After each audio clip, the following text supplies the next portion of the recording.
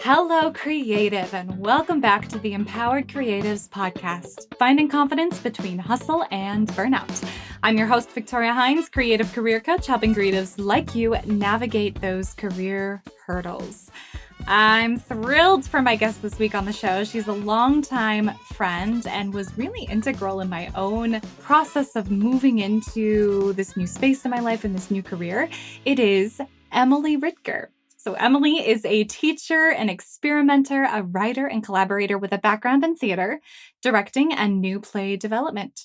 She's inspired by the unknown of process, the questions and uncertainty of what something will be, and the possibility that it will never be finished. She does live in Chicago with her husband and 2 dogs, and although longs to run away to the woods of Wisconsin, which I love that little tidbit about you as well. So welcome, Emily. Hello, thank you. So I'm going to kick it off with a big, scary question. Oh. What do artists and creatives need to know is possible today? Is possible today? Mm-hmm. Oh, the first thing that comes to mind is really just that you can design your own life, that it doesn't need to look any one way. I think a lot about just growing up, we look to our parents for what should our life look like, or what is it supposed to look like? And I think my whole journey has been letting some of that go, letting all of it go, picking some of it back up again, and just every day deciding what you want your life to look like. It's definitely a creation process, which I feel like nobody sets us up for. Is like life and career is a creative process in and of itself. For sure. We've talked about this before, but you've been an artist for many, many years, working as a director, an educator, an actor, I feel like at some point as well. Oh, very long time ago, not for real. Very long time ago. But what were your primary challenges working as a freelance artist? Oh, there's still all the challenges. I think that like the first thing is self-doubt. Should I keep doing this? Am I good enough to keep doing this? Does my voice bring anything else to the table? Is it unique? Should I be making space for other voices? So, like all the self-doubt, the cobbling together and making people that you're working with feel like you're giving them all of your attention when you're really not able to give them all your attention. And then you've asked in other contexts of, how do you have that work-life balance? How do you turn off as a freelancer when there isn't a time clock telling you to turn off? But knowing that you have to for sanity at some point turn off. Those are just the first things. Well, I'd love to hop on that topic of like turning off, because I think that is something, especially when you're freelance, it usually means you're working so many different jobs and you're constantly multitasking and hopping between different things. What have been some strategies for you in the past to turn off or tell yourself it's okay to switch into life and living now? Well, I didn't realize this, but a friend visited me and she reflected. She was like, "You use timers all the time." And little things from, I use the timer on my microwave to remind me to go down and get the laundry, and, cooking timers. But I use timers. Okay, I'm going to work on this specific project for the next hour. And I tell my phone to set a timer for an hour, or I'm going to lay down for 10 minutes and I tell my phone to set a timer for 10 minutes. I don't know, just to kind of break up, to not sit I think I used to think sometimes that if I'm so engrossed in my work that I don't even realize the time and hours can go by, that then it was like, oh, I was so enjoying it. But now I've kind of come to this place of, no, I want to kind of sculpt it. I can only spend so much time on this. Otherwise it becomes, I can end up down a rabbit hole of research and none of that was necessarily useful. so timers just in daily life. But then also, when quote unquote vacation to, okay, my husband and I talk about, great, we're going to spend the morning of this vacation day working and we're both doing our things and it's okay to schedule meetings. But then at noon, we're going to pivot. We're going to have lunch together. We're going to go on a hike with the dogs. And the rest of the day is more sacred. But allowing, we're both freelancers. So recognizing that we still have to keep things moving, even if Right. we need to also take time away. So really purposefully carving out the time for work and then making sure there's some sort of, it's almost like a ceremony. Like a timer in a way can be like a ceremony of like, okay, now we're crossing the threshold into something new now, Yeah. which is really cool. I find the opposite with timers. So I usually set them because I can get so engrossed in my Mm, work, which can feel good. But I also worry about I'm going to miss an appointment mhm. or I'm not going to be paying attention and this thing is going to happen or I'm not going to be aware and suddenly I'm not leaving on time for yoga class, which I need to go to because it's going to be a mental release. So I will sometimes set a timer, which almost gives myself permission to hyper focus in the moment. And Yeah. then my brain's not constantly drifting, Mhm. worrying or looking at the clock saying like, oh no, am I going to be late? How much time do I need? And Right. which just kind of sets you off in the wrong direction. Yeah. Yeah. Finding that right balance in your career is incredibly difficult as a creative. If you are lacking time, energy, or money to do the thing that you love, it might be time to figure out what needs to change. If you have no idea where to start, I encourage you to grab my free creative career audit. This worksheet will walk you through a process to help you identify what's bringing you joy in your work and what really needs to go. You can head to my website at www.victoriahines.com or grab the direct link in the show notes below. Alrighty, back to the show. So I want to segue a little bit. So you are the founder of the Midwives, which is this really incredible organization. And full disclosure to my audience, I'm also on the board. I'd love you to tell us a little bit about the Midwives and kind of why you helped to found this organization. I'm trying to think about what I say just rotely versus maybe what is in my heart today. But yeah, I mean, so the Midwives is now a nonprofit organization. We're based primarily in Chicago, but we work with artists all over the country.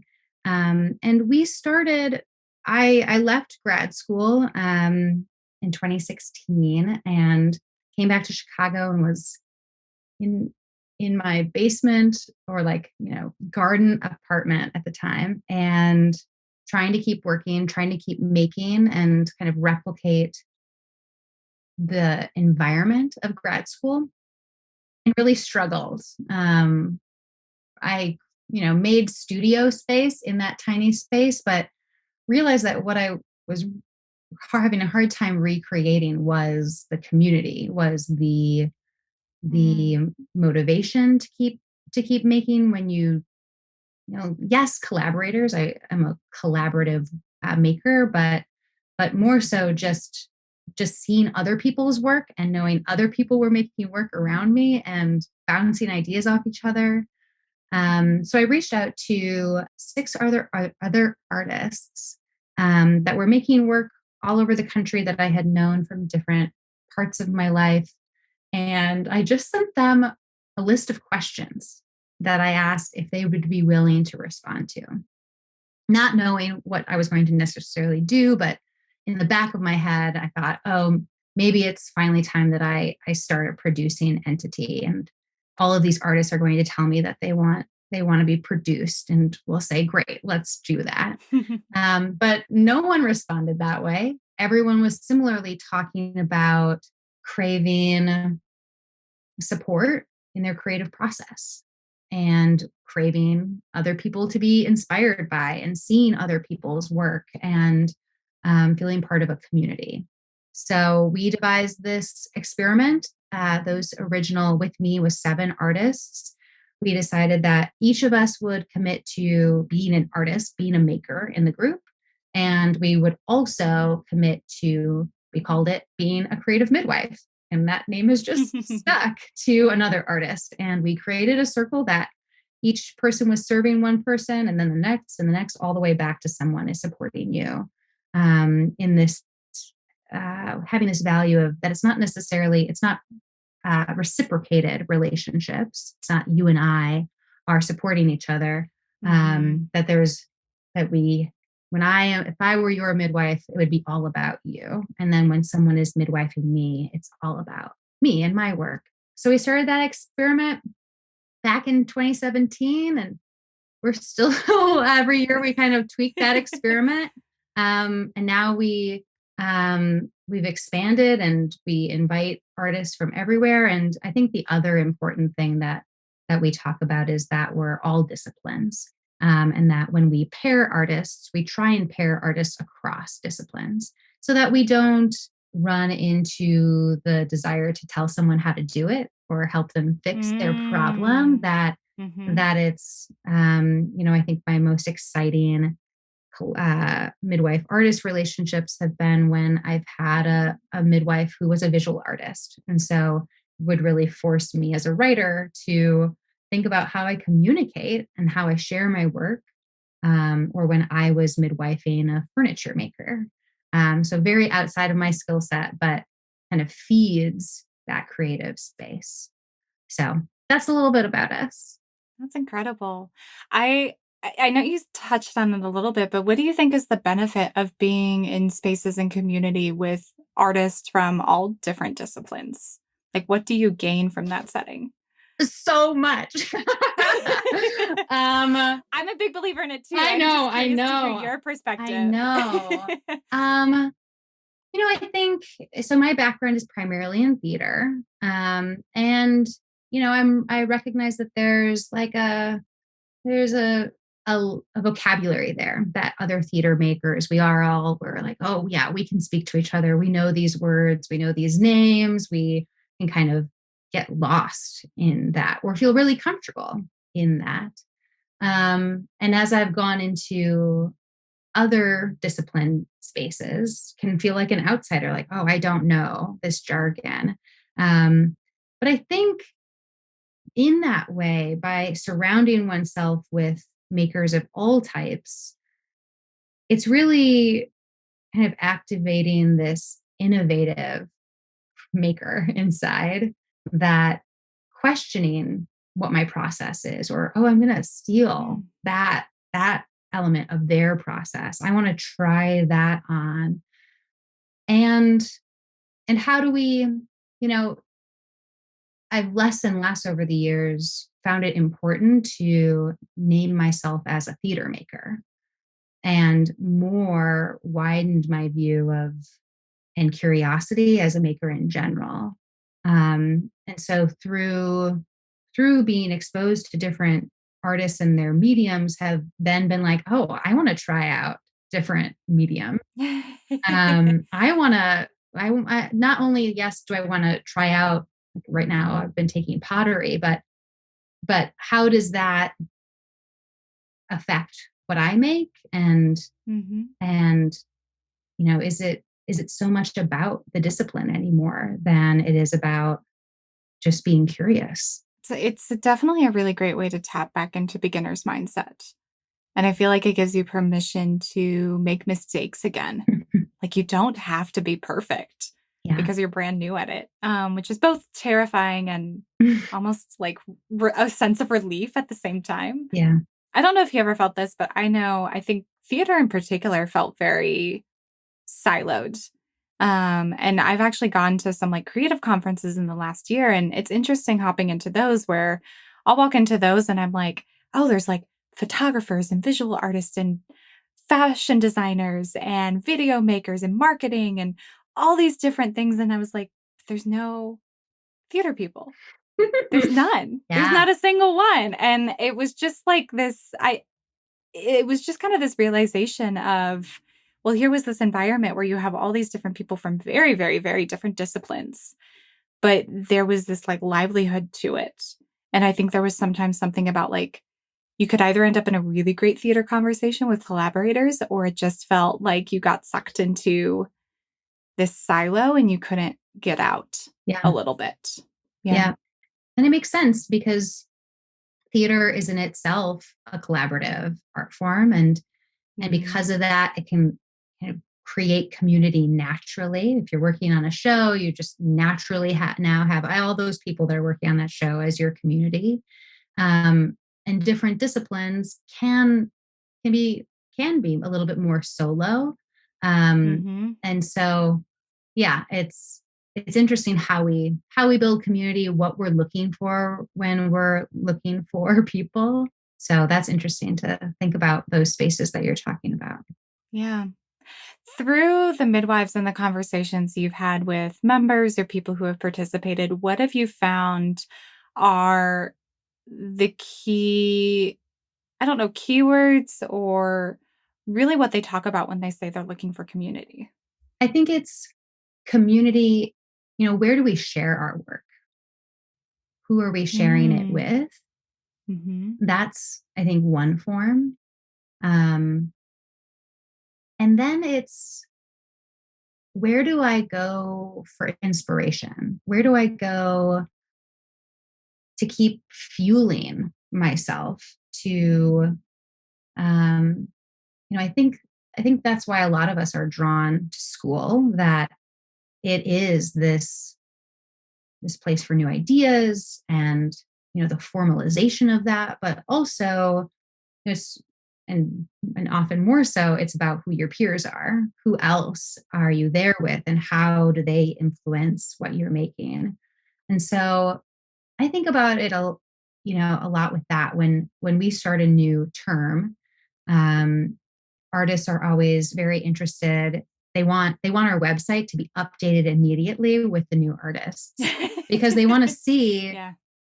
more so what people are making, Mm. and hear about different work and see pictures of it. And we do sharings throughout each year, and throughout the program itself in smaller ways that I think people really appreciate. That I definitely, as a maker, would always think about the first year I would meet with my artist, who was prolific. And I would meet with her, and then I'd immediately go home and make, because seeing all the work she made was so inspiring that that's all I wanted to do. And I think that's also when people think about community. It's, I want to be activated in that way. So it's not just inspiration, it's also energy, Hmm. which I know I talk about. Like, I feel like there's three resources we need in our life, like time, money, but energy is the third. And depending on your energy, like that can make or break whether you're going to create that evening or not. Yeah. But that makes a lot of sense, that finding community and finding that support can like instantly refuel that energy and then like give you that boost that you need to go do your own making Yeah. and creation. Super Yeah, motivational. that's incredible. Kind of segueing a little bit. So you're the artistic director of the Midwives, which also means beyond being a freelance artist, you're also an entrepreneur. What's it like being your own boss a little bit? Well, I was born to be my own boss, I think. And I think that's how I ended up here. is that I worked in several theaters. I've been on staff at different organizations, and I recognize there's a personality type that that just likes to be their own boss, for the same way things that I'm saying about of why creatives crave community. I miss that. Like, I miss more of the workplace community, and have had to find Mhm. ways to create that for myself. Mhm. But I think what I've so appreciated about being my own boss is like the freedom that it allows, but more so than that is kind of I don't know, I think, just keep thinking of the word guilt. If you have to take a doctor's appointment, the sometimes the hoops that one would have to go through, or the communication that you might have to share with a supervisor, And sometimes that's really easy in depending on your workplace. And sometimes that's fraught and not having to navigate that mentally is a huge benefit. And as a freelancer, knowing that, okay, I'm juggling a bunch of different things, but I'm not reporting to a boss and being like, I actually have to go to this production meeting.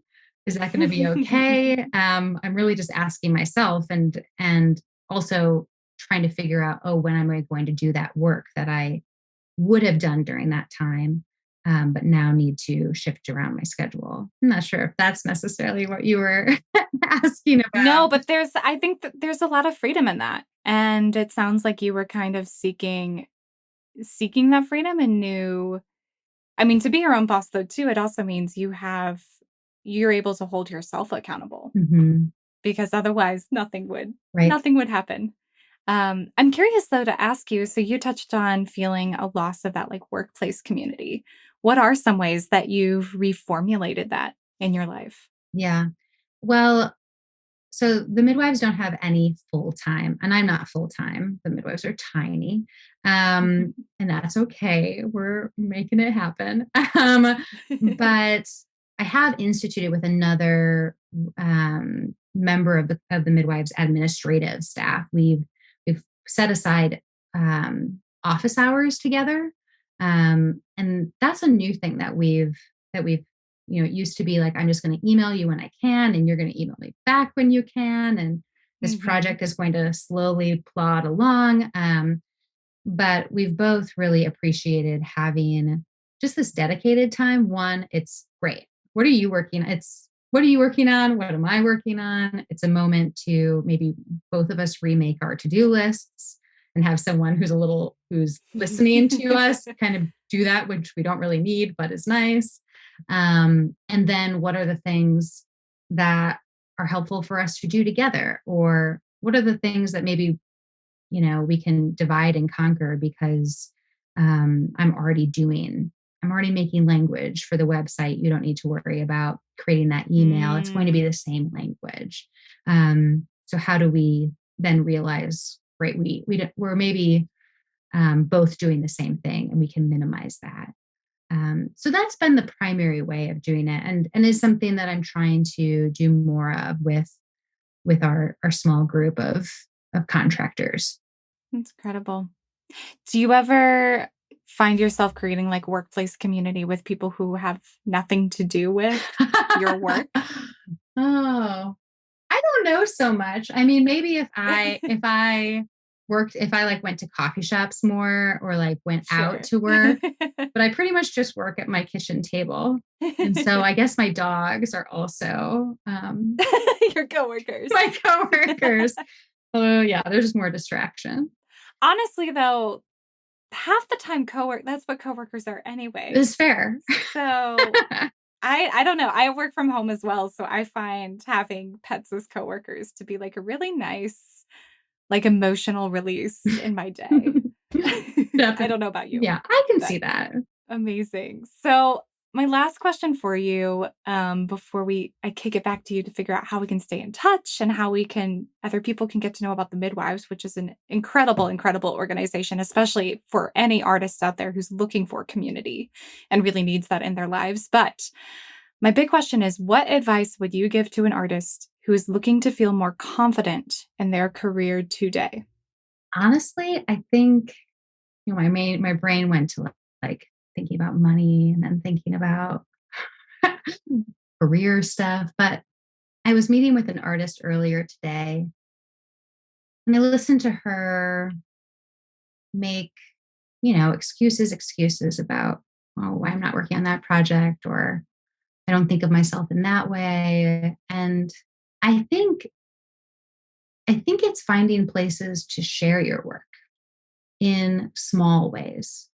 Um, I remember the first year of the midwives, we no longer do this. And every year I think about changing it back. But we used to, in the first year, we required all members to share. And it was in that space of, great, this person is going to share, and that's going to bring this energy that you were talking about. That's going to like feed everybody else. And then the next person will share. And we'll all feel that energy and be motivated. And that first year, I did just a living room reading of a play that I was working on. And it was so wonderful. My midwife helped create, figure out, great, we're going to have snacks. And they emailed everybody and they worked with me leading up to that to make sure I had what I needed and that there were going to be actual pages. But I just remember feeling so, I don't know, validated in my identity after that experience of, okay, yeah, there's a lot of things I want to work on with that project. And the feedback is the feedback. But more than anything, it was, I'm a maker. I shared something. And yes, it was in my living room. And most of the people I knew and they all came because they support me in that making. But it was so grounding in recognizing myself in that way. And so I guess, yeah, that would be my advice are, what are the small ways? That might be an open mic, that might be a DIY reading or gallery sharing in your home or in your garage, who knows, in the alley, like what's the small way to share your work? And also that then gives you a deadline, which is, I think, the only way any of us make, is knowing there is a date in which I have to have this done. And just, there's a lot to say with, faking how you feel about yourself being an artist or being a creative until you do it, and then embracing what that feels like. That's such great advice. I love that. Thanks. So, Emily, how can we keep in touch with you and get to know the Midwives a little bit more? Yeah, you can check us out online at themidwives.org or on Instagram at the Midwives Chicago. That's what we're on Instagram. Incredible. Thank you so much, Emily, for being a guest on my show today. Thank you so much for having me.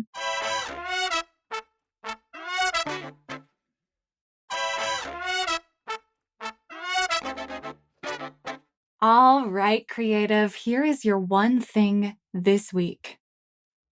Who's in your community?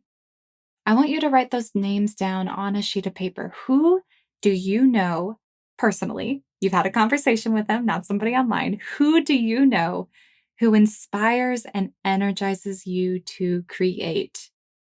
Your assignment is then to reach out to at least one of those people and schedule a time to connect. All right, creative, if you're enjoying the show, don't forget to share it with a friend, as well as rate, review, and subscribe. It's the #1 free way that you can support this podcast. And until next week, stay creative.